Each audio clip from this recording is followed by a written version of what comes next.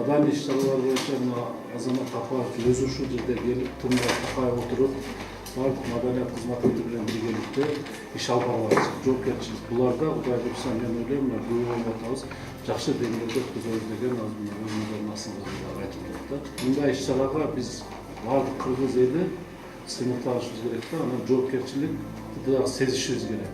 Жоопкерчилик сезишибиз керек.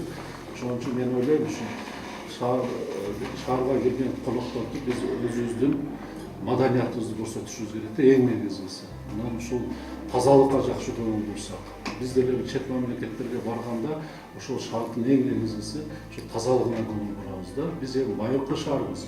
Биз өнүккөн мамлекеттерде же өнүккөн шаарларга тең келбесек дагы, биз ушул байыркы шаар экенибизди элге таанытып, жалпы дүйнөгө. Анан эң негизгиси ушул биз өзүбүздүн маданиятыбызды, тазалыгыбызды көрсөтсөк деген ой. Бизди бир гана ушул жагы түйшөнтүп атат да. Ошон үчүн мен мүмкүнчүлүктөр бар, жалпы шаардыктарыбызды бир ушул иш-чара өткүчү, жоопкерчиликти сезип, ар бирибиз жакшы аяр мамилеге кылган болсок, Кудай буйрса жакшы өткөзөбүз деп ойлойм. Эртең менен 8-де башталат.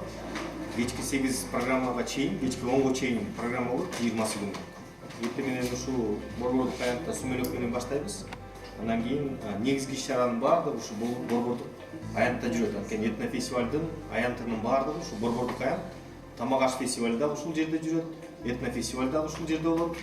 Айыл чарба фестивали дагы ушул жерде болот. Мына тиги Изюм деген кафенин башынан баштап, драм театрдын бүткөнгө чейин ушул жерде чоң бир площадка. Ушул жерде саат кечки 4кө чейин ушул жерде иш-чаралар болот.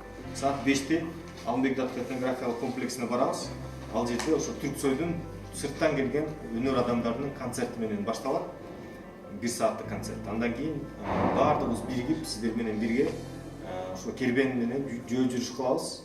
Алмамбет Датка тиги этнографиялык комплексинен баштап борбордук стадионго чейин.